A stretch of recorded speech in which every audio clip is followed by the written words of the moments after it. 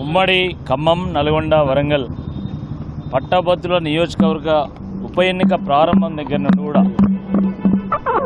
మా ప్రచారం కానీ, మా సభల నిర్వహణ కానీ, మేము ఓటర్లను కలిసినటువంటి తీరు కానీ,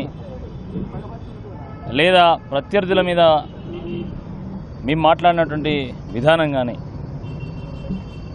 తప్పకుండా ఓటర్లను ఒప్పించాయి, ఓటర్లను మెప్పించాయి. ప్రాంతాలకు అతీతంగా, పార్టీలకు అతీతంగా పట్టభద్రులందరూ కూడా ప్రతిభకే పట్టం కడతాం అనే ఒక గొప్ప సందేశాన్ని ఈరోజు ఇవ్వడం జరిగింది. మాకు ఇప్పటికే అన్ని నియోజకవర్గాల నుండి కూడా సమాచారం అందుతున్నది. అన్ని జిల్లాల నుండి, ఉమ్మడి ఖమ్మం కానీ, ఉమ్మడి నల్గొండ కానీ, ఉమ్మడి వరంగల్ కానీ, ప్రాంతాలతో సంబంధం లేకుండా ఎక్కడ చూసినా బీఆర్ఎస్దే హవా. ఎక్కడ చూసినా కూడా తప్పకుండా మేము గులాబీ జెండానే ఈరోజు ఎగిరేయిస్తామని చెప్పేసి ఓటర్లు చెప్పడం జరుగుతూ ఉంది. చాలా సంతోషంగా ఉంది. ఎందుకంటే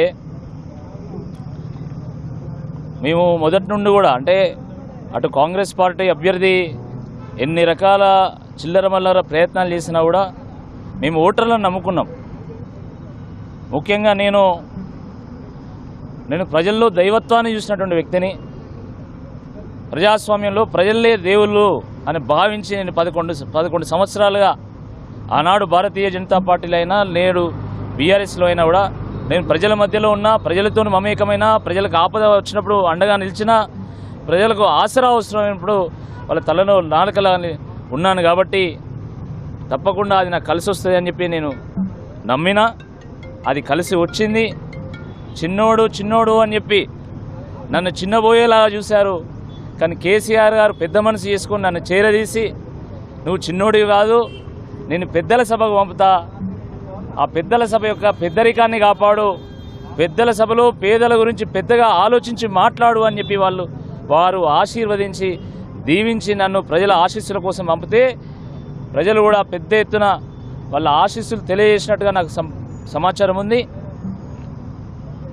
నాకైతే మొదటి ప్రాధాన్య ఓటుతోనే గెలుస్తా అనేటువంటి ఒక నమ్మకం ఏర్పడతా ఉంది. పెద్దల సభకి ఎప్పుడు కూడా మంచి విద్యావంతులను, మేధావులని పంపుతారు తప్ప మోసగాళ్లను, మాయగాళ్లను పంపరు అని చెప్పి ప్రజలు తీర్పు ఇచ్చినట్టుగా చాలా స్పష్టంగా అర్థమవుతున్నది. ఎండ్ ఆఫ్ ద డే ఆ పాత పరంపరనే కొనసాగింది. పట్టభద్రులు ఎప్పుడు కూడా ప్రతిభకై పట్టం పెడతారు. ఇంతకుముందు గతం ముందు ప్రొఫెసర్ నాగేశ్వర్ కానీ, చుక్క రామయ్య గారు కానీ, ప్రొఫెసర్ లేదా రామచంద్రరావు గారు కానీ, కపిలవాయి దిలీప్ కుమార్ కానీ, లేదా పల్లా రాజేశ్వర రెడ్డి గారు కానీ, అలాంటి వాళ్ళనే మళ్ళీ ఎన్నుకుంటారని మేమైతే ఒక నమ్మకంతో ఉండేనో అది ప్రూవ్ అవుతూ ఉన్నది. ప్రశాంతంగా సాగింది పోలింగు.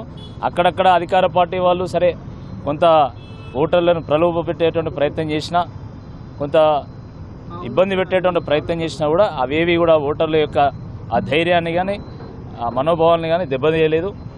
ఓటర్లు అనుకున్న విధంగా వాళ్ళు ఓట్లు వేశారు. ఓటర్ డిసైడ్ అయ్యారు. మరి కేసీఆర్ గారు కల్పించినటువంటి ఈ అవకాశానికి పూర్తి మద్దతుగా నిలిచినటువంటి 3 జిల్లాల ఓటరు మహాశైలందరూ కూడా నేను ధన్యవాదాలు తెలియజేస్తున్నా. కేసీఆర్ గారి నాయకత్వంలో తప్పకుండా పార్టీకి అన్ని రకాలుగా వెన్నుదన్నుగా నేను నిలుస్తా, ఒక గొంతుగా నిలుస్తా, ప్రజా గొంతుకై ప్రజా సమస్యల మీద పోరాటం చేస్తా.